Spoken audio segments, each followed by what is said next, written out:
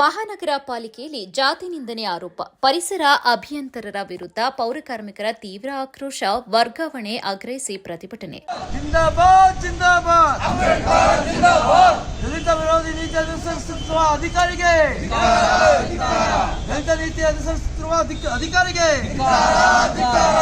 ಮಹಾನಗರ ಪಾಲಿಕೆಯಲ್ಲಿ ಕರ್ತವ್ಯ ನಿರ್ವಹಿಸುತ್ತಾ ಇರುವ ದಲಿತ ಪೌರಕಾರ್ಮಿಕರು ಹಾಗೂ ಇತರೆ ಸಿಬ್ಬಂದಿಗಳ ಮೇಲೆ ಜಾತಿ ನಿಂದನೆ ಹಾಗೂ ದಲಿತ ವಿರೋಧಿ ಮನೋಭಾವದಿಂದ ವರ್ತನೆ ಮಾಡಲಾಗುತ್ತಿದೆ ಎಂದು ಖಂಡಿಸಿ ಪರಿಸರ ಅಭಿಯಂತರರು ಕೆಆರ್ ಕವಿತಾ ಅವರ ನಡೆ ನುಡಿಗಳ ವಿರುದ್ಧ ನೌಕರರು ಆಕ್ರೋಶ ವ್ಯಕ್ತಪಡಿಸಿದಲ್ಲದೆ ಇಲ್ಲಿಂದ ವರ್ಗಾವಣೆ ಮಾಡಲು ಆಗ್ರಹಿಸಿ ಪಾಲಿಕೆ ಮುಂದೆ ಪ್ರತಿಭಟಿಸಿದರು. ಇದೇ ವೇಳೆ ಕರ್ನಾಟಕ ರಾಜ್ಯ ಪೌರ ನೌಕರರ ಸಂಘದ ಜಿಲ್ಲಾ ಪ್ರಧಾನ ಕಾರ್ಯದರ್ಶಿ ಲೋಕೇಶ್ ಮಾಧ್ಯಮದವರೊಂದಿಗೆ ಮಾತನಾಡಿ, ಕಳೆದ ಸುಮಾರು 1 ತಿಂಗಳಿನಿಂದ ನಿರಂತರ ಸಭೆಗಳ ಹೆಸರಿನಲ್ಲಿ ಕೆಲ ನಿರ್ದಿಷ್ಟ ನೌಕರರನ್ನ ಗುರಿಯಾಗಿಸಿಕೊಂಡು ಮಾನಸಿಕ ಒತ್ತಡ ಹೇರಲಾಗ್ತಾ ಇದೆ. ವಿಶೇಷವಾಗಿ ದಲಿತ ಸಮುದಾಯಕ್ಕೆ ಸೇರಿದ ಪೌರಕಾರ್ಮಿಕರನ್ನ ಭೇದಭಾವದಿಂದ ನೋಡಲಾಗ್ತಾ ಇದ್ದು, ಆರೋಗ್ಯ ನಿರೀಕ್ಷಕರನ್ನ ಕಡೆಗಣಿಸುವುದು ಸೇರಿದಂತೆ ಆಡಳಿತಾತ್ಮಕ ಕ್ರಮಗಳಲ್ಲಿ ಏಕಪಕ್ಷೀಯ ನಿರ್ಧಾರಗಳನ್ನು ತೆಗೆದುಕೊಳ್ಳಲಾಗುತ್ತಿದೆ ಎಂದು ದೂರಿ, ಇದರಿಂದ ಇಲಾಖೆಯೊಳಗೆ ಅಸಮಾಧಾನ ಹಾಗೂ ಭೀತಿಯ ವಾತಾವರಣ ನಿರ್ಮಾಣವಾಗಿದೆ ಎಂದರು. ಸಮಸ್ಯೆಯನ್ನು ಗಂಭೀರವಾಗಿ ಪರಿಗಣಿಸಿದ ಆಯುಕ್ತರು ಬುಧವಾರ ಎಲ್ಲಾ ಸಂಬಂಧಿತ ನೌಕರರನ್ನ ಕರೆಸಿ ಸಮಗ್ರ ಚರ್ಚೆ ನಡೆಸಿ ನ್ಯಾಯ ಒದಗಿಸುವುದಾಗಿ ಭರವಸೆಯನ್ನ ನೀಡಿದರು.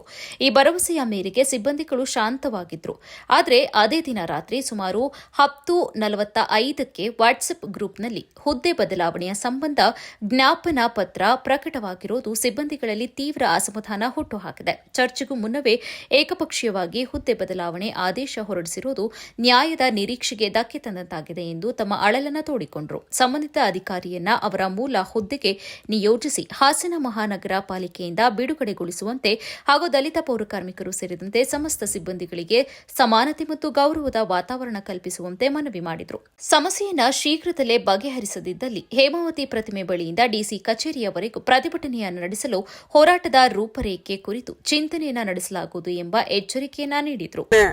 ನಮಗೆ ಅಡ್ರೆಸ್ ಆಗಿ ಬರಬೇಕಾದ್ರಿಂದ ಸ್ವಲ್ಪ ಕಷ್ಟ ಆಗ್ತಾ ಇದೆಯಪ್ಪ ಅಂತ ಅಂದ್ರು. ಸರಿ ಆಯಿತು ಅಂತ ಅಂದ್ಬಿಟ್ಟು ನಾವು ನಿನ್ನೆ ಚರ್ಚೆ ಅಂದರೆ ನಮ್ಮ ಆಯುಕ್ತರಲ್ಲಿ 2:30ರಿಂದ 3:30ವರೆಗೂ ಚರ್ಚೆಗಳನ್ನ ಮಾಡಿದ್ವು. ಈ ವಿಷಯವಾಗಿ ನಮಗೆ ಕವಿತಾ ಮೇಡಮ್ ಅವರಿಂದ ತುಂಬ ಶೋಷಣೆಗಳು ಪಡ್ತಾ ಇದ್ದೀವಿ ಮತ್ತು ಕರ್ತವ್ಯ ಕೆಲಸ ಮಾಡ್ತಾ ಇಲ್ಲ ಅಂತ ಅಂದ್ಬಿಟ್ಟು ಪ್ರತಿದಿನ ನಮ್ಮ 4 ಜನ ಟಾರ್ಗೆಟ್ ಮಾಡ್ತಾ ಇದ್ದಾರೆ. ಗುರಿಯಾಗಿ ಇಟ್ಕೊಂಡು ನಮ್ಮ 4 ಜನ ಇದು ಮಾಡ್ತಾ ಇದ್ದಾರೆ.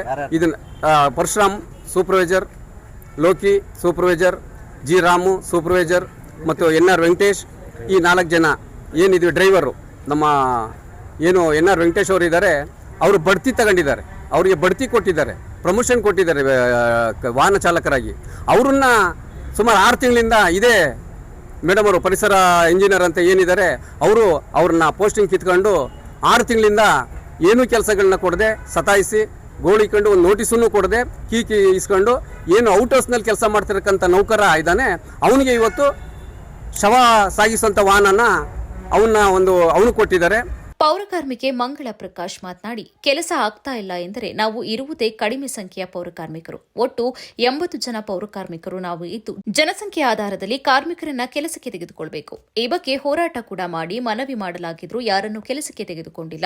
4 ಜನ ಮಾಡುವ ಕೆಲಸವನ್ನ ಒಬ್ಬರ ಕೈಲಿ ಮಾಡಿಸಲಾಗ್ತಾ ಇದೆ. ಪೌರಕಾರ್ಮಿಕರು ಈ ಕೆಲಸ ಮಾಡಿ ಎಷ್ಟು ದಿನ ಬದುಕ್ತೇವೆ? ಅತಿ ಒತ್ತಡ ಹಾಕಿ ಜೀವಕ್ಕೆ ಏನಾದ್ರೂ ಆದ್ರೆ ಯಾರು ನಮ್ಮ ಕುಟುಂಬಕ್ಕೆ ಹೊಣೆ ಎಂದು ಪ್ರಶ್ನೆ ಮಾಡಿದ್ರು. ಕಾರ್ಮಿಕನಾಗಿ ಕೆಲಸ ಮಾಡ್ತಾ ಇದ್ದೀನಿ.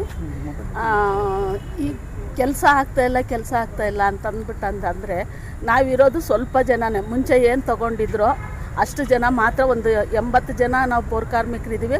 ಅಷ್ಟು ಜನ ಮಾತ್ರ ನಾವು ಕೆಲಸ ಮಾಡ್ತಾಯಿದ್ದೀವಿ. ಅದರಲ್ಲಿ ಆಟೋ ಬಿಟ್ಟು ಕ್ಲೀನಿಂಗ್ ಕೆಲಸಕ್ಕೆ ಅಷ್ಟೇ ಜನ ಇರೋದು. ಇಲ್ಲಿ ಜನಸಂಖ್ಯೆ ಆಧಾರದ ಮೇಲೆ ಕೆಲಸಕ್ಕೆ ತಗೊಳ್ಳಿ ಅಂತ ಸುಮಾರು ವರ್ಷಗಳಿಂದ ನಾವು ಹೋರಾಟನೂ ಮಾಡ್ಕೊಂಬಂದಿದ್ದೀವಿ. ಹಲವಾರು DC ಗಳ ಹತ್ರ ಮನವಿನೂ ಮಾಡ್ಕೊಂಡಿದ್ದೀವಿ. ಆದರೆ ಕೆಲಸಕ್ಕೆ ತಗೋತಾ ಇಲ್ಲ. ಮೇಸ್ತ್ರಿಗಳು ನಮ್ಮನ್ನು 4 ಜನ ಮಾಡೋವಂಥ ಕೆಲಸವನ್ನು ಒಬ್ಬೊಬ್ಬರ ಕೈಲಿ ಮಾಡಿಸ್ತಾ ಇದ್ದಾರೆ. ನಾವು ಪ್ರತಿದಿನವೂ ಅವ್ರಿಗೆ ಒತ್ತಡ ಆಗ್ತೀವಿ. ನಾವು ಏನಾಗಬೇಕು? ನಾವು ಈಗ 50 ವರ್ಷ ನಾವು ಪೌರಕಾರ್ಮಿಕರು ಎಷ್ಟು ದಿನ ಬದುಕೋಕ್ಕಾಗುತ್ತೆ ನಾವು ಈ ಕೆಲಸ ಮಾಡಿ ಅಂತ ಅಂದ್ಬಿಟ್ಟು ನನಗೆ ತುಂಬ ನೋವಾಗುತ್ತೆ. ನಾವು ನಮ್ಮ ಆಯಸ್ಸೇನೇ 50 ವರ್ಷನ 40 ವರ್ಷನ ಅಂತ ಅಂದ್ಬಿಟ್ಟು ಆ ಪರಿಸ್ಥಿತಿ ಆಗೋಗ್ಬಿಟ್ಟಿದೆ ನಮಗೆ. ಈ ಬಿಸಿಲು ಅನ್ನಲ್ಲ, ಮಳೆ ಅನ್ನಲ್ಲ, ಆ ರೀತಿ ಕೆಲಸ ಮಾಡ್ತೀವಿ. ಅತಿ ಒತ್ತಡ ಹಾಕಿದ್ರೆ ನಮ್ಮ ಜೀವಕ್ಕೆ ಏನಾರು ಆದರೆ ನಮ್ಮ ಮಕ್ಕಳು, ನನ್ನ ಕುಟುಂಬಕ್ಕೆ ಯಾರು ಹೊಣೆ ಅಂತ ಅಂದ್ಬಿಟ್ಟು ನಾನು ಈ ಮೂಲಕ ಕೇಳ್ಕೊಳಕ್ಕೆ ಇಷ್ಟಪಡ್ತೀನಿ. ಪ್ರತಿಭಟನೆಯಲ್ಲಿ ಕರ್ನಾಟಕ ರಾಜ್ಯ ಪೌರ ನೌಕರರ ಸಂಘದ ನಿಕಟಪೂರ್ವ ಅಧ್ಯಕ್ಷ ಎನ್ಆರ್ ವೆಂಕಟೇಶ್, ಪರಶುರಾಮ್, ಮಂಜಮ್ಮ, ರಾಮು, ಮಾರಪ್ಪ, ಸಂತೋಷ್, ಜಯಣ್ಣ ಇತರರು ಉಪಸ್ಥಿತರಿದ್ದರು.